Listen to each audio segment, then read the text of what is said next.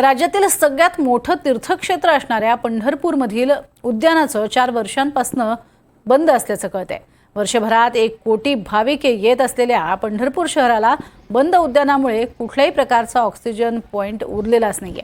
लहान मुलांसह वृद्धांना देखील विरंगुळ्याचं ठिकाण असणारी उद्यानं बंद अवस्थेत पडली आहेत। त्यामुळे शहरातनं संताप व्यक्त होतोय। पंढरपुरातील जिजामाता आणि स्मृती अशा दोन्ही उद्यानांची अवस्था बिकट आहे।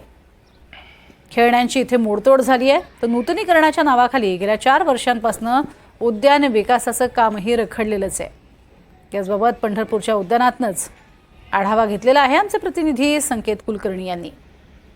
पंढरपूरचा ऑक्सिजन पॉइंट म्हणून ओळखली जाणारी शहरातील 2 प्रमुख उद्याने अर्थात जिजामाता उद्यान आणि पद्मावती मंदिराचं स्मृती उद्यान ही दोन्ही उद्यानं कोरोना काळानंतर गेल्या 4 वर्षापासून बंद अवस्थेत असलेली पाहायला मिळत आहेत।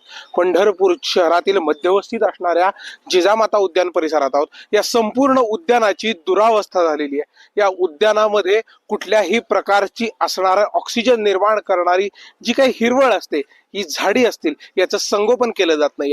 इथे असणारी खेळणी देखील खेळणीची मोडतोड झाली आहे। त्यामुळे या उद्यानाचं नूतनीकरण करण्यात येत आहे। शहरातील दोन्ही उद्यानाच्या नूतनीकरणासाठी 3 कोटी रुपये खर्च पालिका प्रशासनाच्या माध्यमातून करण्यात येतोय। मात्र याचंही काम ठेकेदाराकडून रखडले गेले। त्यामुळे निश्चितच शहराला ऑक्सिजन पुरवठा करणारा आणि आबालवृद्धांसह विरंगुळ्याचं ठिकाण असणारी उद्यानं नव्यानं पंढरपूर शहरात जन्म घेणार का, असा सवाल आता पंढरपूरच्या नागरिकांमधून विचारला जातोय। व्हिडिओ जर्नलिस्ट राजू मिश्रासह संकेत कुलकर्णी, NDTV मराठी, पंढरपूर।